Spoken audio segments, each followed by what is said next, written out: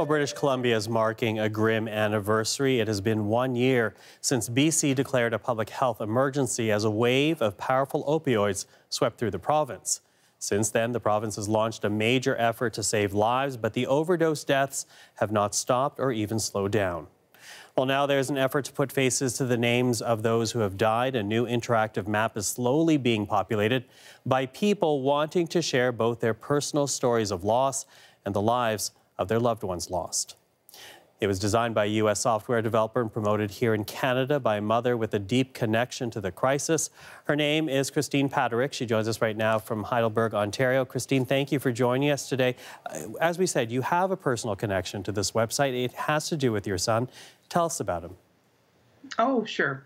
My son, Austin, he was 17 years old when he passed away in April 2013. He was a great kid, funny kid, young man, active, very athletic, and a real risk taker. A risk taker, a great young man, and also the first Canadian name on this application online. Again, it started in the U.S., but you've picked up the torch to bring it here to Canada, and you started with your own son's name. Why was that important for you to share your son's story and to put his name and face on the map? After my son's death, I really became involved in harm reduction. I had no experience beforehand with drug use, harm reduction, but when my son died, I really thought I've got to take this opportunity to help other people. My goal was that I didn't want to see anyone else go through what my family has had to go through. And so back in about 2014, I came across Jeremiah Lindeman, who started the website in the U.S. I contacted him and indicated that I was interested in expanding the map into Canada, and so he was able to help me do so. And what does that map do in terms of helping parents who might have children who are dealing with addiction issues? For parents who are dealing with addiction issues, I think what it does is it helps give a visualization of the extent of the issue in our continent. You know, you can hear about stats, you hear about overdoses in the news, but oftentimes, and I felt that same way, that it happens to other people.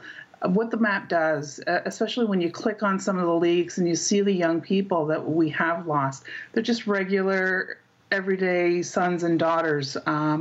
Overdose can happen to anyone. And that's where the map really gives insight into the local communities. You know, you hear so much about Vancouver, but really this crisis is happening in communities right across Canada. I wonder about the healing process, though. There have been a number of other parents who've stepped forward and put their child's name. What does it mean for a parent who's grieving the loss of a child to name that child's name and have them a part of this project? What does it do in terms of dealing with grief? I think in some ways it's empowering. And a lot of families are still reluctant to admit that their son or daughter died as a result of an overdose. There's so much stigma associated with it. And every family is different. Every person who's succumbed to this has a different story behind their name. You know, it could have been accidental. It could have been a one-time use, like my son, or they could have been dealing with addiction in their family for many, many years, and the stress with that is tremendous. I was just contacted today by a family member who wanted to remind me that there's a lot of people who are on opiates because of required for pain relief, and accidental overdoses happens in those situations as well. But the map, it really gives an opportunity to express that grief. When you've lost someone, for myself, one of my greatest fears is people forgetting about Austin. So anytime I have an opportunity to put his face out there and to tell his story, because I know that it's a powerful story and that it can help other people. And I really, I try to focus on young people and helping them understand what an overdose looks like, signs, symptoms, because I believe drugs are part of our society now, unfortunately. So by putting a face to it, they can see that, hey, this can happen to anyone. It can happen to my friend. It can happen to me.